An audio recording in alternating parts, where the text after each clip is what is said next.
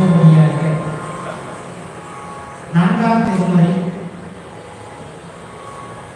மிக அற்புதமான பாடல்.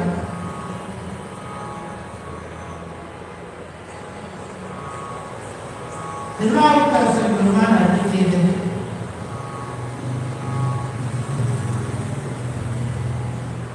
காந்தாரம் என்று சொல்லக்கூடிய பண்ணிலே அமைந்தது.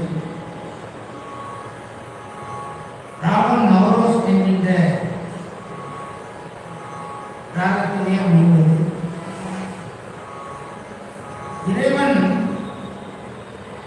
ஆவூரிலே எப்படி அமர்ந்து காட்சி கொடுத்து கொண்டிருக்கிறார் என்பதை நமக்கு அருமையாக பெருமான் நாவுக்கரசர் பெருமான் நமக்கு பாடி காட்டுகிறார்.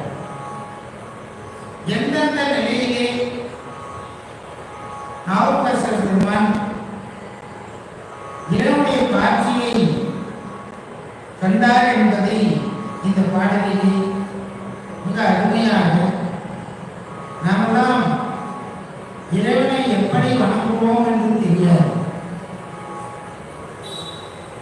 அவன் உருவத் திருமேனியாக இருக்கும் பொழுது நமக்கு வழிபட தோன்றும். அவன் உருவமாக இருக்கின்ற பொழுதும் வழிபட தோன்றும்.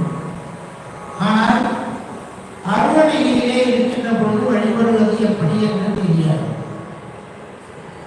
ஆனால் இந்த ஞானிகளுக்கு இறைவன் அருவத்திலே காட்சி அளிப்பதாக சொல்லுகிறார். அப்படி அருவத்திலே காட்சி கொடுக்கக்கூடிய இறைவன் எப்படி தோன்றினார் என்பதை இந்த பாடலிலே நாவுக்கரசர் பெருமான் நமக்கு சொல்லுகிறார். இது அருமையான வரிகளை கொண்ட பாடல். இறைவன் யாரோடு இருக்கிறார் என்றும் அவரோடு எப்படி நமக்கு அருள் புரிகிறார் என்றும் மிக தெளிவாக நமக்கு பாடக்கூடிய ஒரு பாடல்.